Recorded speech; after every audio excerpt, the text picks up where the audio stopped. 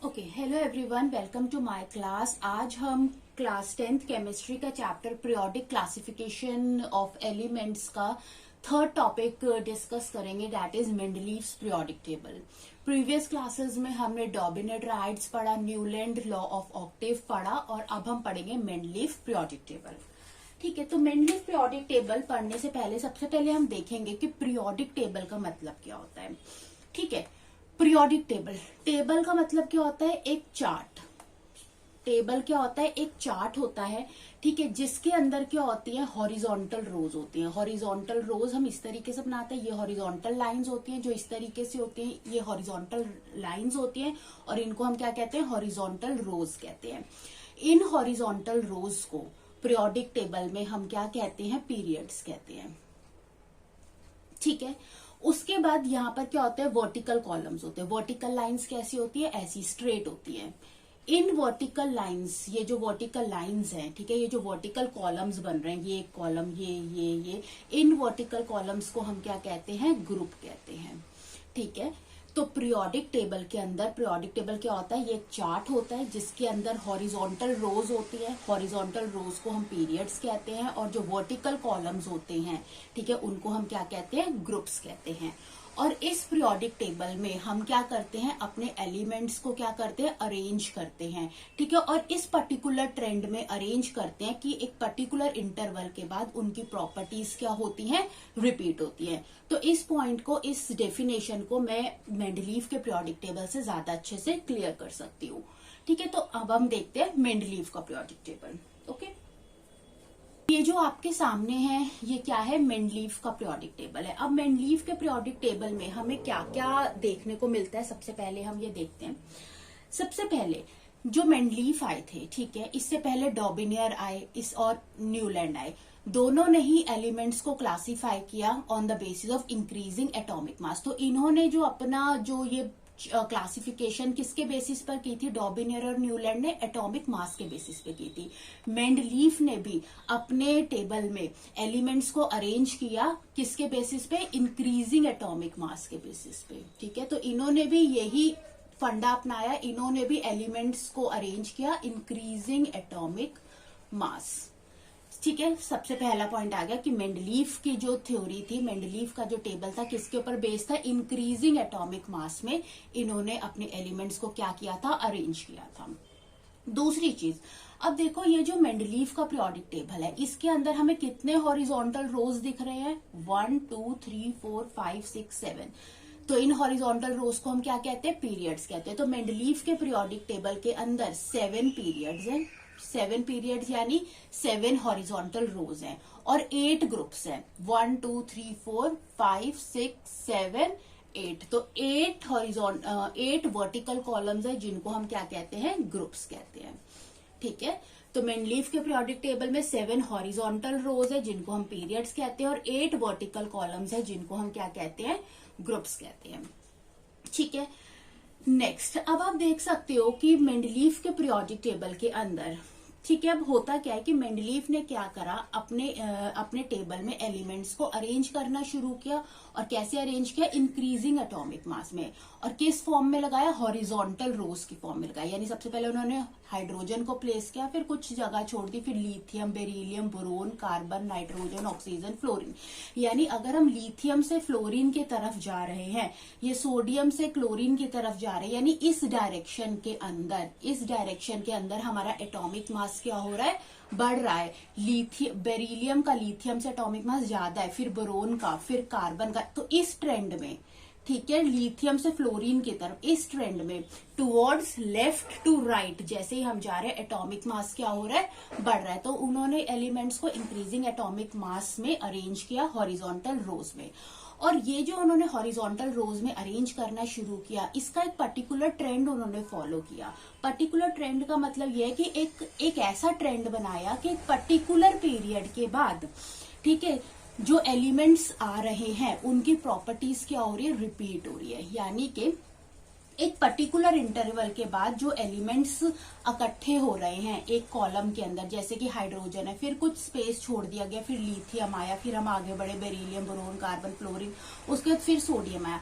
तो यहाँ पर सोडियम की प्रॉपर्टी लिथियम के जैसी है और लिथियम की प्रॉपर्टी हाइड्रोजन के जैसी है, यानी कि जो भी एलिमेंट्स एक पर्टिकुलर ग्रुप में एक्यूमुलेट हो रहे हैं उनकी प्रॉपर्टीज क्या है, आपस में सिमिलर है। तो इस तरीके से उन्होंने अपने एलिमेंट्स को वो अरेंज कर रहे थे कि जो एलिमेंट्स एक पर्टिकुलर वर्टिकल कॉलम में अरेंज हो रहे थे उनकी प्रॉपर्टीज क्या थी, सिमिलर थी। इसीलिए हम इसको पीरियोडिक टेबल कहते हैं। क्यों?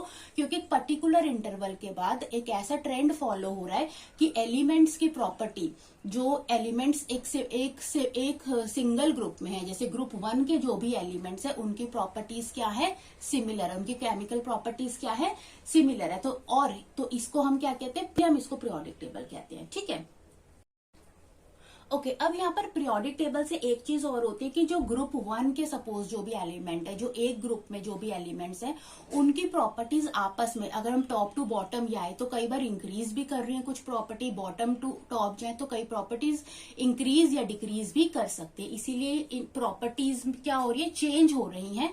ठीक है, तो इसीलिए हम इसको क्या कहते हैं, पीरियोडिक टेबल कहते हैं। ठीक है, नेक्स्ट चीज अब इसके अंदर मेंडलीव के पीरियोडिक टेबल में हमें जो दिख रही है वो ये है कि जो ग्रुप्स हैं, ग्रुप 1, 2, 3, 4 जैसे कि आप देख सकते हैं, तो ग्रुप 1 से लेकर अगर हम ग्रुप 7 तक देखें, ग्रुप 1 से अगर आप 7 तक देखें तो ये जो ग्रुप है सब डिवाइडेड है, इनके अंदर सब डिविजन्स हैं, सब ग्रुप्स में ये डिवाइडेड है, ए ग्रुप एंड बी। यानी अगर आप वर्टिकल कॉलम्स देखें ग्रुप 1 से लेकर ग्रुप 7 तक जो हमारे ग्रुप्स हैं वो क्या है, सब डिवाइडेड है ए और बी के अंदर। अब इस ए और बी का मतलब ये है कि जो एलिमेंट्स बी की पोजीशन में, जैसे कि अगर मैं फर्स्ट ग्रुप को देख रही हूँ, ठीक है, तो फर्स्ट ग्रुप आप देख रहे हो ए में डिवाइड है और बी में डिवाइड है।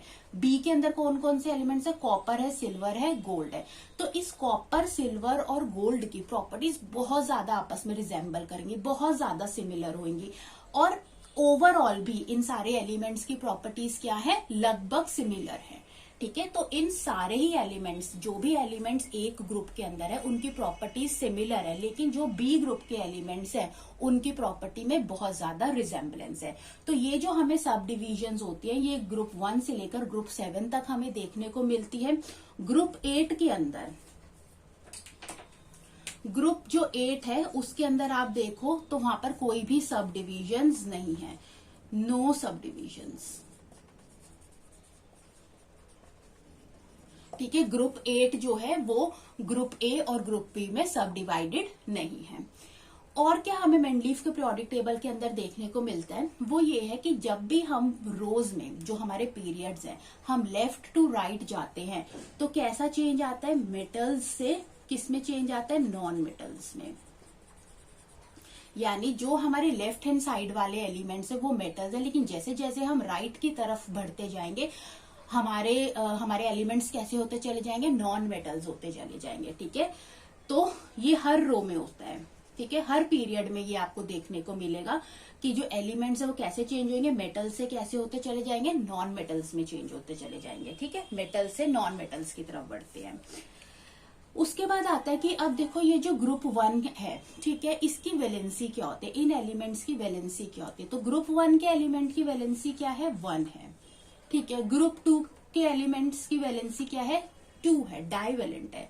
जिनकी 1 है वैलेंसी वो मोनोवेलेंट है, 2 है तो डाइवेलेंट है। उसी तरह से 3 है ट्राइवेलेंट, फिर ग्रुप 4 की क्या है, टेट्रावेलेंट, 4 है उनकी वैलेंसी। ठीक है, अब लेकिन जब हम ग्रुप 5 में आते हैं तो हम इनकी वैलेंसी कैसे निकालते हैं, हम 8 में से माइनस कर देते हैं क्या, ग्रुप नंबर को। जो 8 है 8 में से हम क्या माइनस करते हैं, ग्रुप नंबर को। तो 8 में से अब हमारा ग्रुप कौन सा है, 5 है, तो 8 में से हम 5 माइनस कर देंगे तो हमारा क्या आ जाएगा, 3 आ जाएगा। ठीक है, उसके बाद 6, उसी तरह से 8 माइनस 6 करेंगे तो 2 आ जाएगा। 7 करेंगे तो 8 माइनस 7 करेंगे तो 1 आ जाएगा। मेंडलीव ने जो ग्रुप 8 है उसकी कोई भी वैलेंसी की बात नहीं करी है। तो ये हो गई इनकी वैलेंसी की बात हो गई। ठीक है, इसके बाद यहाँ पर हम देखते हैं कि अब हम ये कह रहे हैं कि जो हर ग्रुप होता है उनकी केमिकल प्रॉपर्टीज क्या होती है, सिमिलर होती हैं। कि ग्रुप 1 के एलिमेंट्स है उनकी प्रॉपर्टीज क्या है, आपस में सिमिलर है। ठीक है, अब ये कैसे, हम इस चीज को कैसे जस्टिफाई करते हैं? देखो, जो ऑक्सीजन होती है, यहां से हम शुरू करते हैं, जो ऑक्सीजन होती है या हाइड्रोजन होती है वो बहुत ज्यादा रिएक्टिव होती है। तो हर एलिमेंट के अंदर टेंडेंसी होती है उनके साथ रिएक्ट करने की। अब कोई भी एलिमेंट जब ऑक्सीजन के साथ रिएक्ट करेगा तो वो क्या बनाएगा? ऑक्साइड बनाएगा। उसी तरह कोई भी एलिमेंट अगर हाइड्रोजन के साथ रिएक्ट करेगा तो वो क्या बनाएगा? हाइड्राइड बनाएगा। तो हर एलिमेंट ऑक्सीजन के साथ रिएक्ट करता है और हर एलिमेंट हाइड्रोजन के साथ रिएक्ट करता है। तो अब होता क्या है कि जो ग्रुप के एलिमेंट्स है, जैसे ग्रुप 1 के जो एलिमेंट्स है सारे के सारे, उनका जनरल फॉर्मूला ऑक्साइड बनाने का और हाइड्राइड बनाने का क्या होगा? सेम होगा।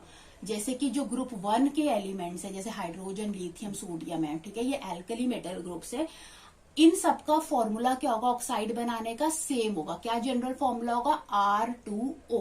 R2O, R मतलब एलिमेंट्स के लिए, यानी कि जैसे कि लिथियम है तो Li2O हो जाएगा। उसी तरह अगर सोडियम है तो Na2 हो जाएगा। यानी सब इसी फॉर्मूले को यूज करके ये जो R2O है ऑक्साइड्स बनाएंगे, यही जनरल फॉर्मूला होगा। सिमिलरली हाइड्राइड बनाने के लिए भी इनका जनरल फॉर्मूला सेम होगा, डेट इज RH।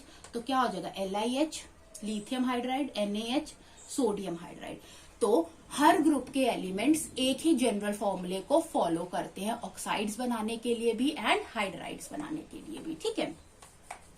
तो ऐसे ग्रुप 2 के लिए फॉर्मूला क्या हो जाएगा? RO हो जाएगा ऑक्साइड के लिए, और हाइड्राइड के लिए RH2 हो जाएगा। उसी तरह ग्रुप 3 के लिए क्या हो जाएगा? ऑक्साइड बनाने का फॉर्मूला R2O3 और हाइड्राइड बनाने के लिए RH3। बाकी आप यहाँ पर देख सकते हैं, ठीक है। ओके, अब यहाँ पर हमें मेंडलीव के पीरियोडिक टेबल में एक चीज और देखने को मिल रही है कि इस मेंडलीव के पीरियोडिक टेबल में ये जो कितने एलिमेंट्स अरेंज है, 63 एलिमेंट्स को मेंडलीव ने अरेंज किया है अपने पीरियोडिक टेबल में। ये कितने एलिमेंट्स का अरेंजमेंट है? 63 एलिमेंट्स इन्होंने अरेंज करे हैं, ठीक है। और एक चीज, मेंडलीव ने जो अपना पीरियोडिक टेबल जो दिया था वो 1869 में दिया था। ये ईयर भी कई बार पूछ लेते हैं, ये मैं आपको पहले बताना भूल गई। तो मेंडलीव का पीरियोडिक टेबल किस ईयर में आया था? 1869 में आया था, और उन्होंने 63 एलिमेंट्स को अरेंज किया था। अब इनके मेंडलीव के इस टेबल में आप देख सकते हैं कि कई जगह स्पेसेस उन्होंने छोड़ दी हैं, ठीक है। ये क्या होते हैं? मिसिंग एलिमेंट्स हैं। यानी कि मिसिंग एलिमेंट्स का मतलब है कि जब मेंडलीव ये पीरियोडिक टेबल बना रहे थे तो ये एलिमेंट्स क्या हुए थे? यहाँ पर डिस्कवर नहीं हुए थे, ये अनडिस्कवर्ड एलिमेंट्स है। तो उन्होंने इनकी जगह खाली छोड़ दी थी और उन्होंने इसकी प्रॉपर्टीज भी प्रेडिक्ट करी थी, ठीक है। इनके नेबरिंग एलिमेंट्स को देखते हुए इन्होंने इनकी प्रॉपर्टीज प्रिडिक्ट की, और जब फ्यूचर में जब ये एलिमेंट्स डिस्कवर हुए तो ये इन्हीं जगह पर फिट हुए, और इनके फिट होने की वजह से कोई और एलिमेंट्स की पोजीशन डिस्टर्ब नहीं हुई, और जो मेंडलीव ने प्रॉपर्टीज प्रेडिक्ट करी थी इनकी प्रॉपर्टीज एग्जैक्टली वैसे ही थी। तो मेंडलीव ने उस वक्त 3 अनडिस्कवर्ड एलिमेंट्स को प्रेडिक्ट किया था। उसमें से जैसे कि पहला था एक्का एल्यूमिनियम,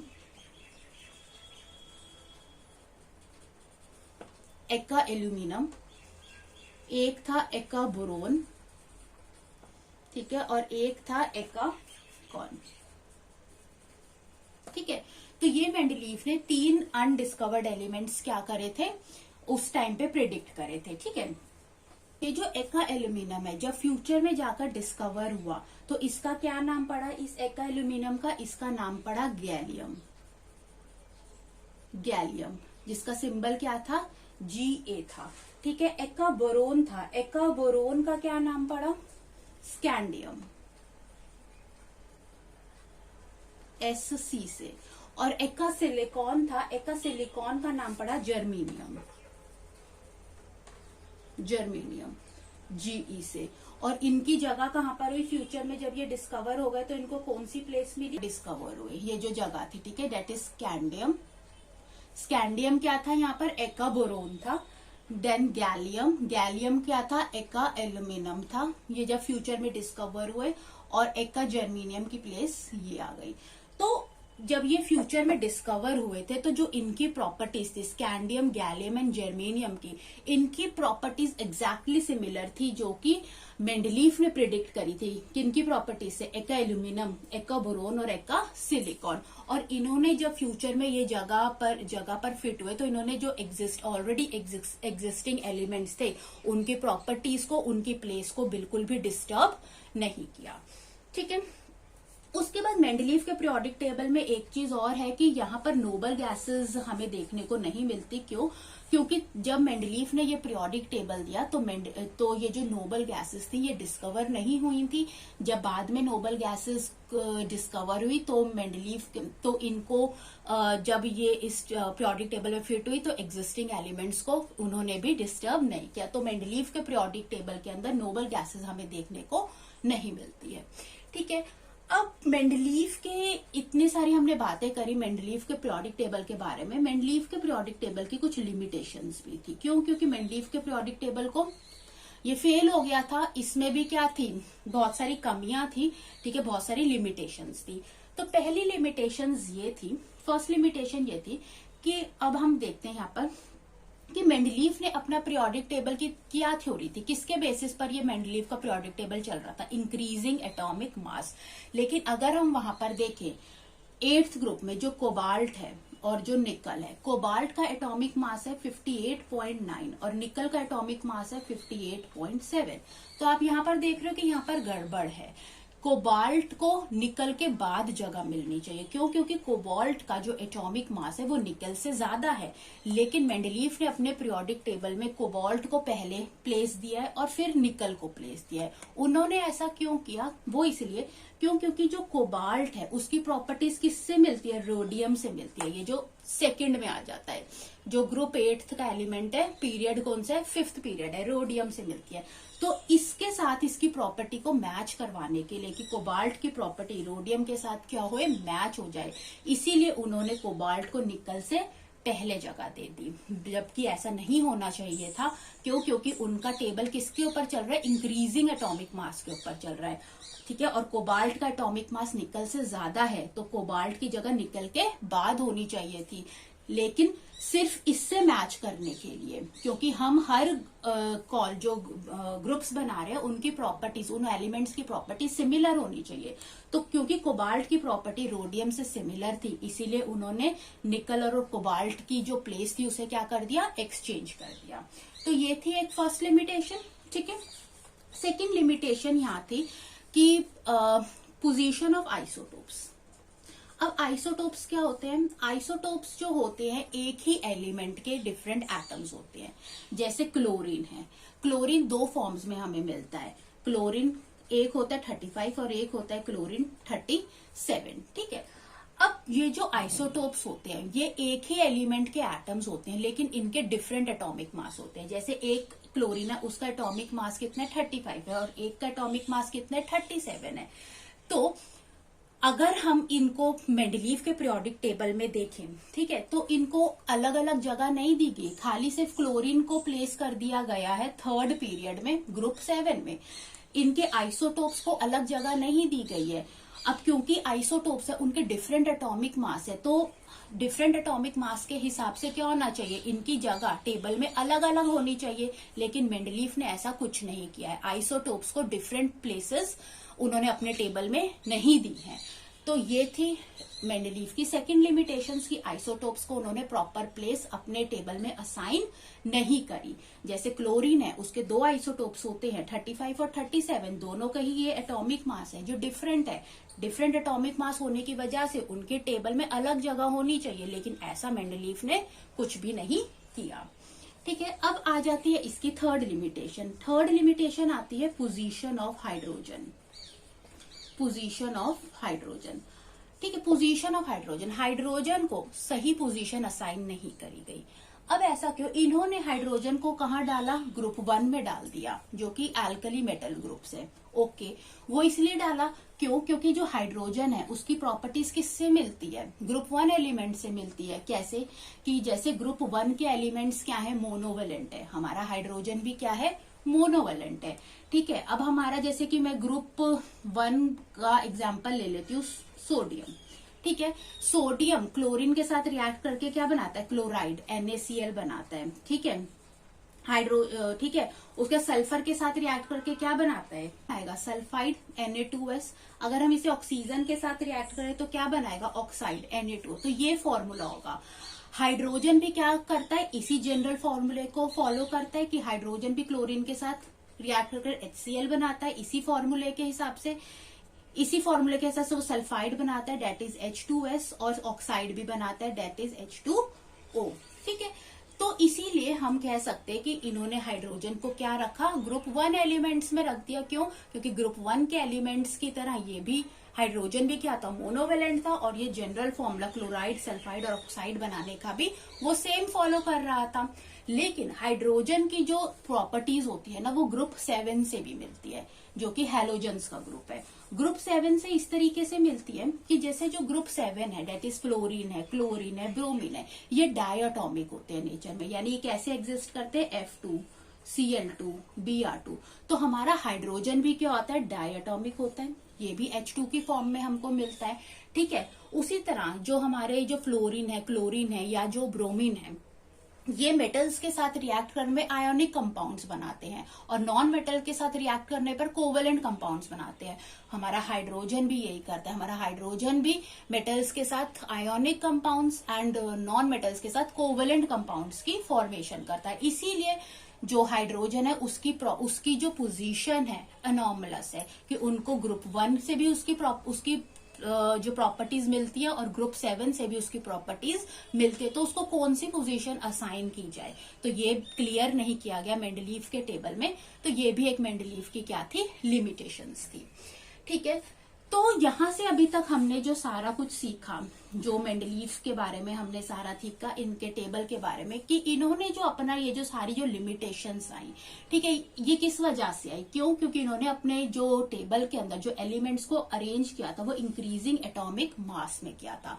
अभी तक सारे साइंटिस्ट यही करते आ रहे थे। डॉबिनियर ने भी एटॉमिक मास ही यूज किया था, न्यूलैंड्स ने भी एटॉमिक मास ही यूज किया था, फिर मेंडलीव ने भी एटॉमिक मास ही यूज किया। तो अब जो इसके बाद जो टेबल बना, जिसको अब हम फॉलो करते हैं, जिसको मॉडर्न पीरियोडिक टेबल कहते हैं, उस टेबल में हमने क्या सीखा कि हम एटॉमिक मास को हटाकर हम अपने एलिमेंट्स को according to atomic number assign करेंगे। और ऐसा करने से जो भी मेंडलीव के टेबल की लिमिटेशंस थी वो डिसअपियर हो जाएंगी। यानी अब हमारे एलिमेंट्स की अरेंजमेंट किसके बेसिस पर होंगे, on the basis of atomic number. ठीक है, तो मॉडर्न पीरियोडिक टेबल हम नेक्स्ट क्लास में स्टडी करेंगे। आई होप आपको ये लेक्चर अच्छा लगा हो, आपको समझ आया हो। ठीक है, तो आपको अच्छा लगा ये लेक्चर तो आप इसे जरूर लाइक करें एंड सब्सक्राइब करें। Thanks for watching.